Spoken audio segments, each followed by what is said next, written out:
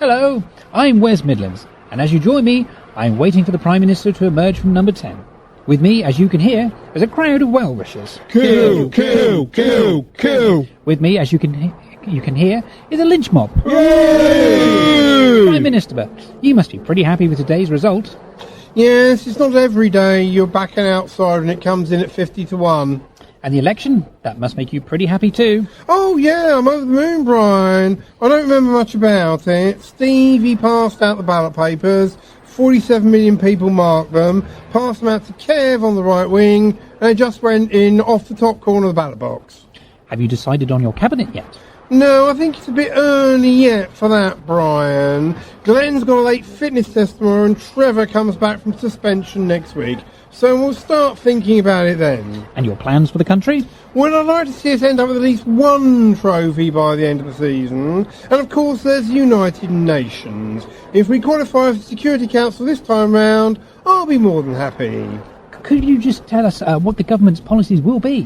Well, we're all reorganising, Brian. We play the game differently from the Continentals, so I think we should work to our strengths. Glenn's a world-class Environment Secretary, so why not use him? Assuming he's fit in time, of course. Well, joining us now we have the new squad of ministers from whom the next cabinet will be selected. OK, lads, who's going to be the new Treasury Secretary? OK, well, if I can bring you in here, Trev, how do you feel about it? What new fiscal policies will you be introducing? Well, I think I've regained my form now. I've been a lot sharper recently and creating a lot more chances.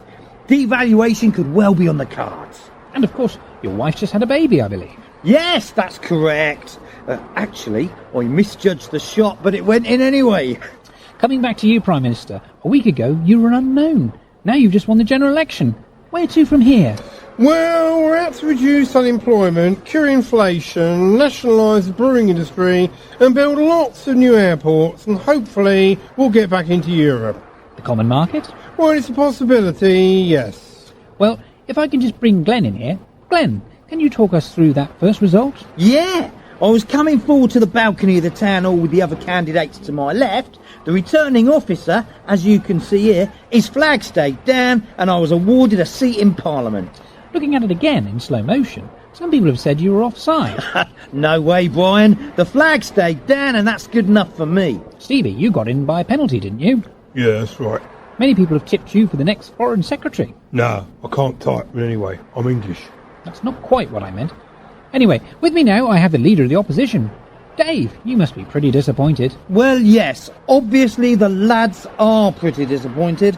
To lose like that, especially after being one up in the opinion polls. But all credit to the Prime Minister and his lads. They stuck to it, and on the night they were the better party. You were favourites though, weren't you? Well, yes, but on the day it's all decided by a few million floating voters. The thing can go either way. The public often go for the underdog, as they did here. What we've got to start thinking about now is next season. There's the local elections coming up, so there's still everything to play for. We had a lot of trouble last season with Cyril's injury. Cabinet leak, wasn't it? Yes, something like that. And then there was the scandal over the Foreign Secretary. Well, I believe him when he said she was English. To my mind, Brian, the press made a meal of the whole thing. I can't see anything wrong with him sleeping with his wife. But on the central line? Well, that's it, isn't it, Brian? I'd just like to see how the new champions, our government, gets on when they're faced with their first crisis. It should be any moment now. Sorry? Nothing, didn't say a word, Brian. D. Greenblatt, thank you. And with that, it's back to David Dustman in the studio.